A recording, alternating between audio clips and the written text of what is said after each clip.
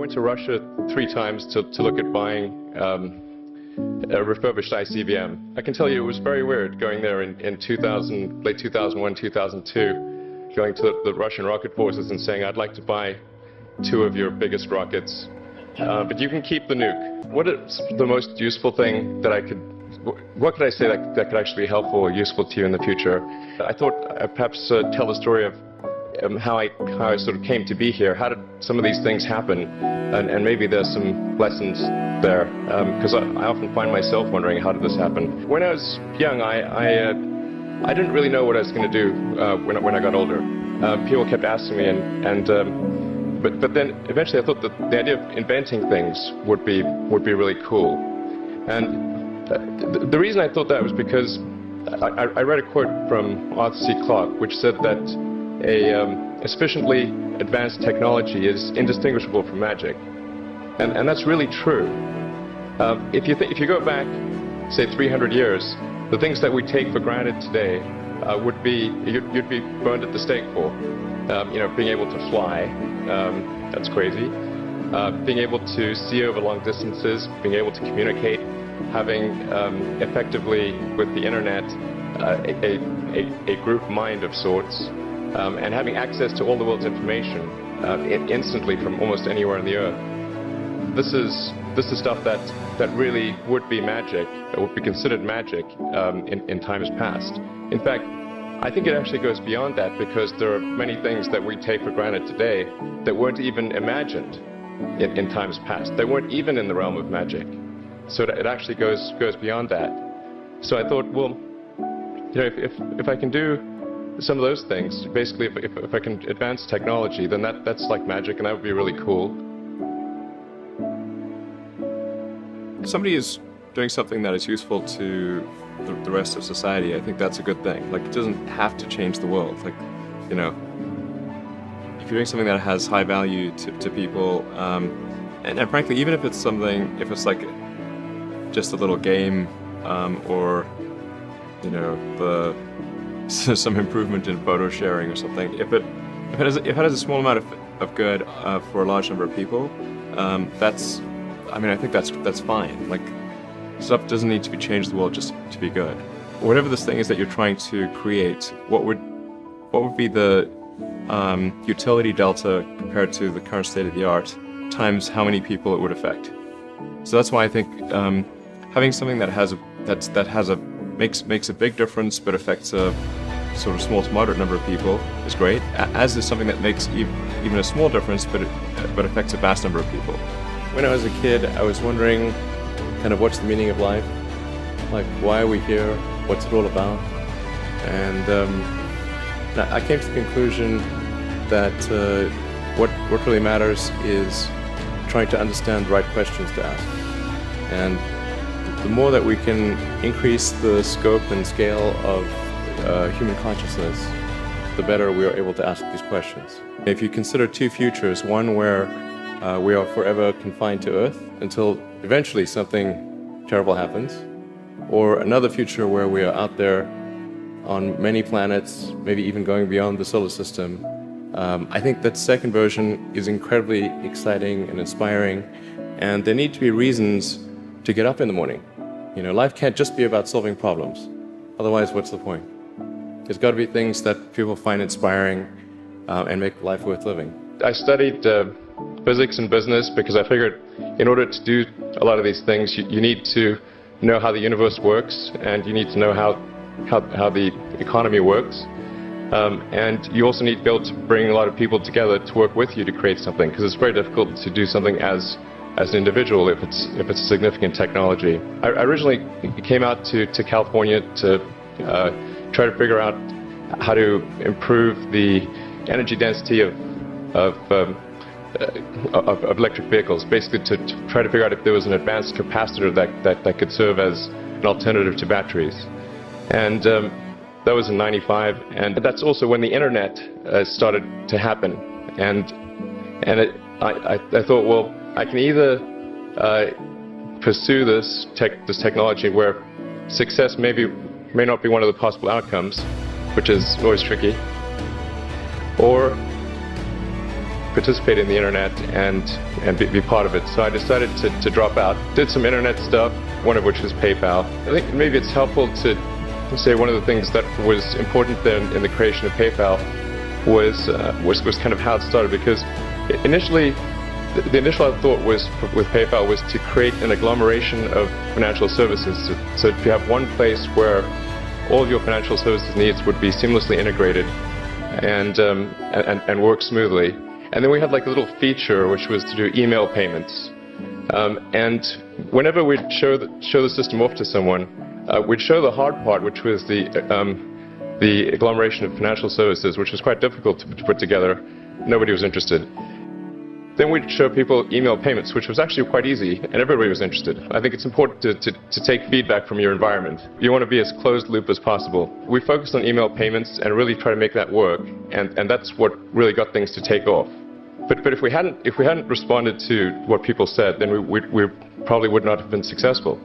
So it's important to look for things like that and focus on them when you see them, and correct your prior assumptions. Going from PayPal, I thought, well, what are some of the other problems that are likely to most affect the future of humanity? It really wasn't from the perspective of what's the rank-ordered best way to make money, which is okay, but it was really what I think is going to most affect the future of humanity. So I think the biggest terrestrial problem we've got is sustainable energy, but the production and consumption of energy in a sustainable manner. If we don't solve that this century, we're in deep trouble. And then the other one being the extension of life beyond Earth to make life multiplanetary. So that's the basis for the latter is the basis for SpaceX, and the former is the basis for Tesla and Solar City. When I started SpaceX, initially I thought that, well, there's no way one could possibly start a rocket company. I wasn't that crazy. But then I thought, well, what is a way to increase NASA's budget? That was actually my initial goal. So I thought, well, if we can do a low-cost mission to Mars, something called Mars Oasis, which would land seeds with seeds and dehydrated nutrient gel, and you hydrate them upon landing, and then you'd have this great sort of money shot of green plants on a red background. And I thought, well, that would get people really excited, and therefore increase NASA's budget. So obviously the financial outcome from such a mission would probably be zero. I gave basically both SpaceX and Tesla from the beginning a probability of less than 10% of likely to succeed. We almost did die at SpaceX, actually. So I budgeted for 3 flights. I mean, technically, I did have a plan where I had the money from PayPal. I had like about 180 million from PayPal. And I thought, you know, I'll allocate half of that to SpaceX and Tesla and Solar City, and that should be fine. I'll have 90 million, like just lots, you know.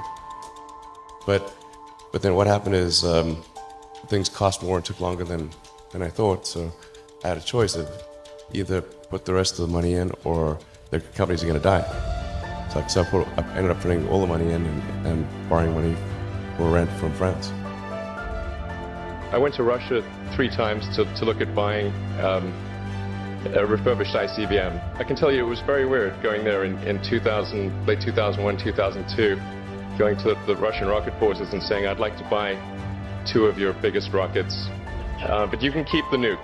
They thought I was crazy, but I did have money. After making several trips to Russia, I came to the conclusion that actually my initial impression was wrong about because my initial thought was, well, that there's not enough will to explore and expand beyond Earth and have a Mars base and that kind of thing.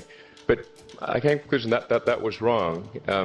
In fact, there's plenty of will, particularly in the United States, because the United States is a nation of explorers, of people who came here from other parts of the world. I think the United States is really a distillation of the spirit of human exploration. So after my 3rd trip, I said, okay, well, what we really need to do here is try to solve the space transport problem, and started SpaceX. This was against the advice of pretty much everyone I talked to. One friend made me sit down and watch a bunch of videos of rockets blowing up. Let me tell you, he wasn't far wrong. It was tough going there in the beginning because I'd never built anything physical. I mean, I'd built like little model rockets as a kid and that kind of thing, but I'd never had a company that built anything physical. So I had to kind of figure out how to do all these things and bring together the right team of people. We did all that and then failed 3 times. It was tough going. Because the thing about a rocket is that the passing grade is 100%. You don't get to actually test the rocket in the real environment that it's going to be in. So I think the best analogy for rocket engineering is like if you want to create a really complicated bit of software, you can't run the software as an integrated whole, and you can't run it on the computer it's intended to run on. But the first time you put it all together and run it on that computer, it must run with no bugs. The first launch, I was picking up bits of rocket near the launch site. It was a bit sad. We learned with each successive flight, and were able to, eventually with the 4th flight in 2008, reach orbit. And that was also with the last bit of money that we had. So we got the Falcon 1 to orbit, and then began to scale that up to the Falcon 9, which is about an order of magnitude more thrust. It's around 1 million pounds of thrust, and we managed to get that to orbit, and then developed Dragon spacecraft, which recently was able to dock and return to Earth from the space station. It's a huge relief. Still can't quite believe it actually happened. But there's a lot more that must happen beyond this in order for humanity to become a spacefaring civilization, ultimately a multi-planet species. And that's something I think it's vitally important, and I hope that some of you will participate in that, either at SpaceX or at other companies, because it's just really one of the most important things for the preservation and extension of consciousness. I mean, it's worth noting, as I'm sure people are aware, that the Earth has been around for 4 billion years, and civilization, at least in terms of having writing, has been around for 10,000 years, and that's being generous. So it's really somewhat of a tenuous existence that civilization and consciousness, as we know it, has been on Earth.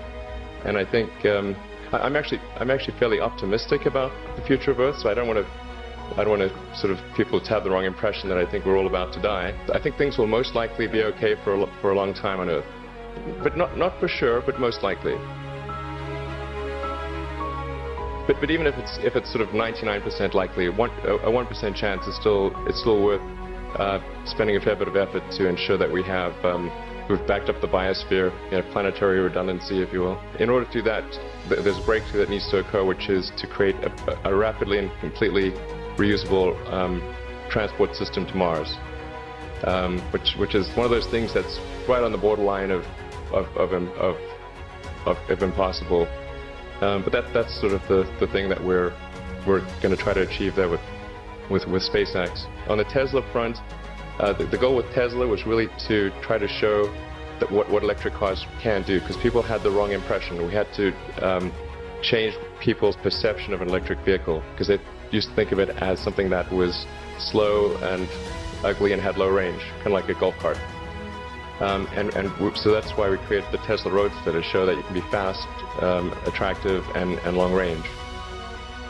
And it's amazing how, even though you can show that something works on paper, and the calculations are very clear, until you actually have the physical object and they can drive it, it doesn't really sink in for people. And so that I think is something worth noting. If you're going to create a company, the first thing you should try to do is create a working prototype. Everything looks great on PowerPoint. You can make anything work on PowerPoint. But if you have an actual demonstration article, even if it's in primitive form, that's much more effective for convincing people. So we made the Tesla Roadster, and now we're coming out soon with the Model S, which is a 4-door sedan.